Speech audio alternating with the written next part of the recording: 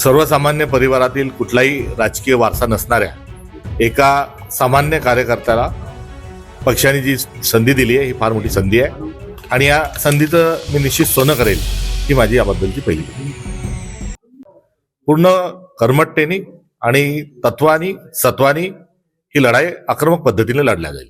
आपण प्रदेशाध्यक्ष झाल्यात, आपले पुढचे आव्हान काय आणि पुढचे 5 आपण काय कामं करणार आहात महत्वाचे? मनुवादी विचारसरणी ही पुरोगामी महाराष्ट्राला न शोभणारी आहे आणि एकंदर पुरोगामी महाराष्ट्राला अशोभनीय ज्या गोष्टी सुरू आहेत या विरुद्ध लढा पुकारणं हाही प्राधान्य राहील.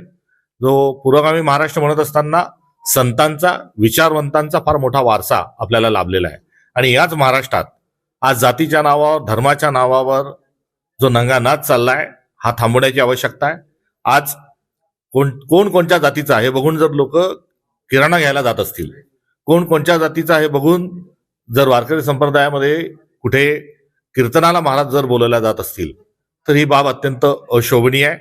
हा महाराष्ट्राला पुरोगामी महाराष्ट्राला लागलेला कुठेतरी हा जो शाप आहे हा दूर करण्याची आवश्यकता आहे. त्यामुळे सद्भावना आज महाराष्ट्रामध्ये घेऊन जाण्याची आवश्यकता आहे, प्रेम घेऊन जाण्याची आवश्यकता आहे, सौहार्दता घेऊन जाण्याची आवश्यकता आहे आणि एका हातात संविधान आणि दुसऱ्या हातात भारताची जी परंपरा आहे, जी संस्कृती आहे, जी गंगा जमुना तहजीब जी आहे ही आम्ही पुढे घेऊन जाणार आहोत.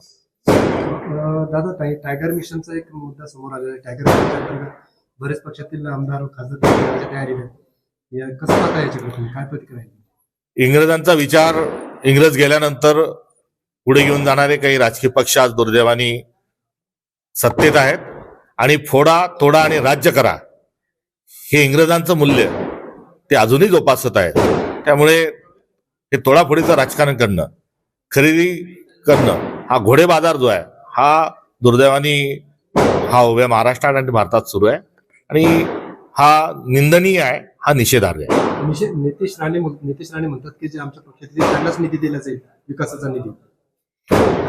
भारताची लोकशाही to the people, by the people आणि फॉर द पीपल चालली पाहिजे. मात्र आता दुर्दैवाने to the MLA, by the MLA, for the MLA आणि तेही सत्ताधारी हे जे मूल्य स्वीकारलं गेलेलं आहे याच ते एक घातक प्रतीक आहे.